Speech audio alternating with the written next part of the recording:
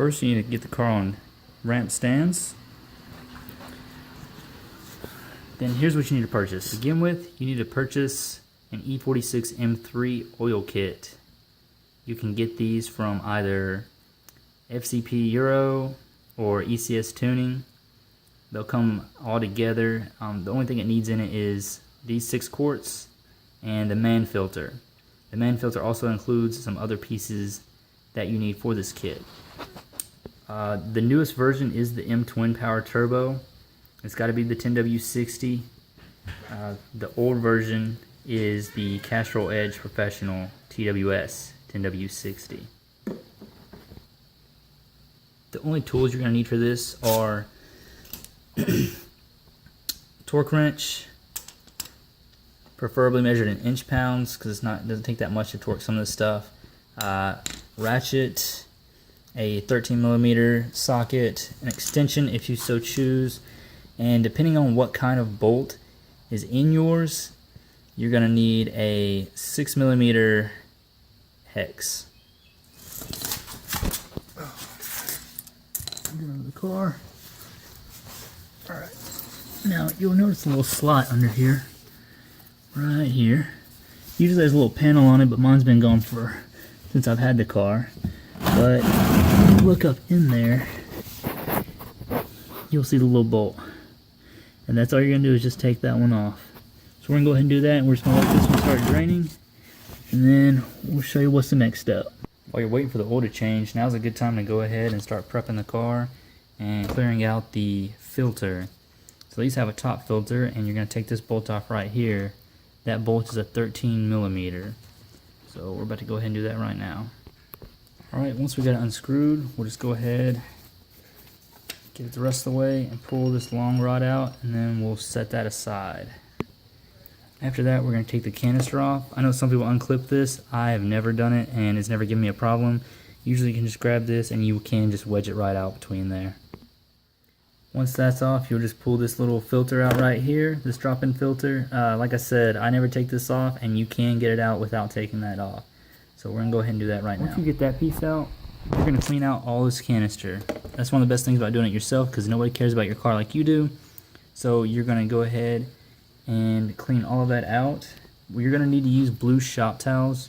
Do not use regular paper towels. If any lint or anything like that, there's little fibers that get in here, you can cause yourself some serious issues later on. So just use normal shop towels, the blue ones that you can buy at any auto parts store. Of course, you can get every drop of oil out of there, but we've got almost everything, and that's going to be fairly good. You might have like little pools and those little ports down there. Get those as best you can, but there's probably still going to be a little bit left at the end. But as long as it's pretty much almost completely clean, it'll be fine. So we're going to move up to the next step. The next step is we're going to clean all of these up, and we're going to change all of the gaskets and washers in all of these. So there's 2 different types of bolts. You'll have the one like I have, or you might have the one that came on mine before until I swapped it out for this one. It has like a little rubber kind of gasket instead of the washer that seals it. I changed mine out because in these man oil filters kits, they come with all the gaskets for what you have right here. They do not have the little rubber one in case you have one of those. But what you're going to do is you're going to replace the washer on this. You'll replace the washer up here. You'll replace this small little gasket at the tip, and you'll replace this gasket inside here. So we're going to go ahead and take those out and start doing that now. So now that you've replaced all of those and cleaned out everything, make sure you clean out all of this little cylinder and stuff once you take the gaskets off. The gasket, this one will come out pretty easy. You just need a little knife to pry it out. I always pry this one off with a knife. But I always put this one back on with my hand. And make sure you break open one of your new oil bottles and put some of that fresh oil on there before you put those back on.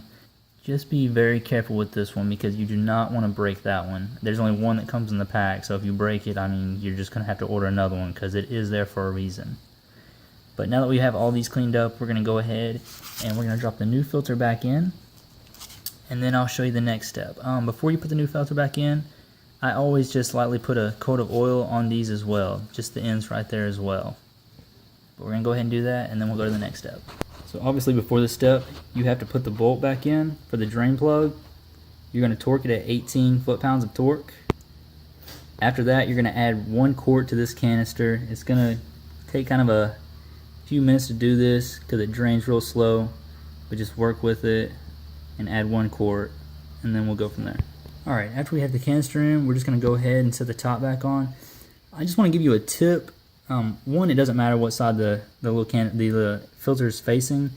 Another thing is, since I don't unplug this, if you don't want to unplug that sensor either, the easiest way to get these in and out is while you're pulling it out, start turning it. Just start giving it a twist, and it'll pull right out. Same thing going in. If you just start kind of like slowly working it down, it'll drop right in. But from here, we're going to put the canister on, and then we'll go through the torque. Alright, so last thing all we did was torque this down. You're going to torque that bolt right there at 24 foot-pounds of torque. After that, you just have to add another 4.5 quarts to the crankcase because this holds 5.5 total. From there, you just start it up. I always like to let mine run for a little bit. I like to take mine for a quick drive, let it heat up, do a couple pulls, and then come back, shut it down, and check for any leaks. Other than that, that's it. That's all it takes to change the oil in these things.